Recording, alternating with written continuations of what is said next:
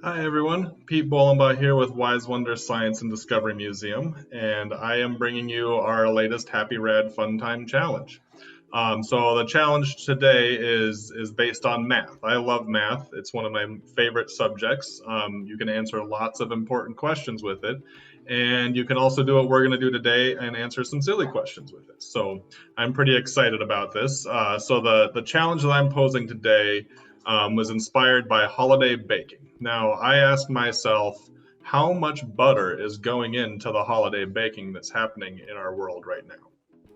You could choose a different ingredient if you prefer sugar, flour. Can't imagine flour is more exciting than butter. But you can even choose final products like cookies or bread or Chex Mix, just whatever you think is exciting. So, what I'm asking you to do is to pick your favorite ingredient that goes into the holiday season and figure out how much of that ingredient is going to be used. And what I mean by that is used either in your county, in the state, in the country, in the world. You can choose. It's really exciting because there's lots of different holiday traditions, lots of different cultures out there. I'm going to say I'm going to try to figure out how much butter is being used by home cooks. Now, what I mean by that is, your mom, your dad, maybe you baking for family, friends, as opposed to a bakery or a restaurant or something like that, or buying things at the grocery store.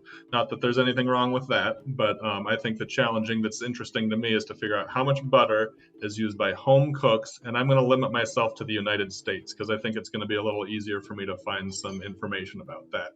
Um, so now the important part is trying to figure out not exactly how much we're going to use, but the order of magnitude. What I mean by order of magnitude is, are we talking about a million sticks of butter or a billion sticks of butter? I don't need the exact number, but just a rough number and then the number of zeros that go behind it. So now, if you feel like you know what to do with this challenge, go ahead and get started. I know you guys are smart and I trust you to get going. If you feel like you need a little bit of help, a little nudge in the right direction, I'll admit that I did when I first started thinking about this challenge. I want to give you an example of what I'm talking about. So, um, another idea that I came up with a few weeks ago was to try to figure out a question around water. So we talk about how much water is in oceans, in lakes, and rivers, how much is available as drinking water. But we don't often talk about how much water is locked inside the human species. Kind of a weird question, but again, I think it's pretty interesting. So let me show you a quick spreadsheet that I made here. So again, I asked myself how much water was locked inside human beings. Again, I limited myself to the United States. Just had a better understanding of how to do that. So I went to a few websites here. I went to the CDC website, usgs.gov, cincinnatichildrens.org, and Wikipedia.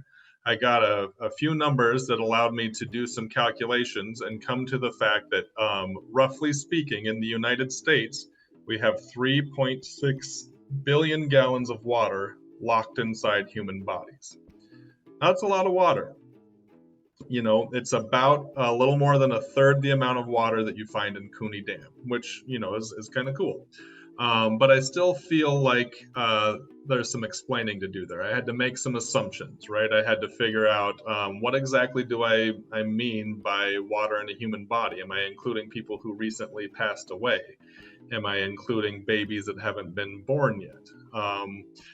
How do I figure out the average weight of children from 0 to 18? So I had to make some assumptions and some calculations there. So I did a lot of averages. I chose to only include um, living people. I did not include babies that had not been born yet.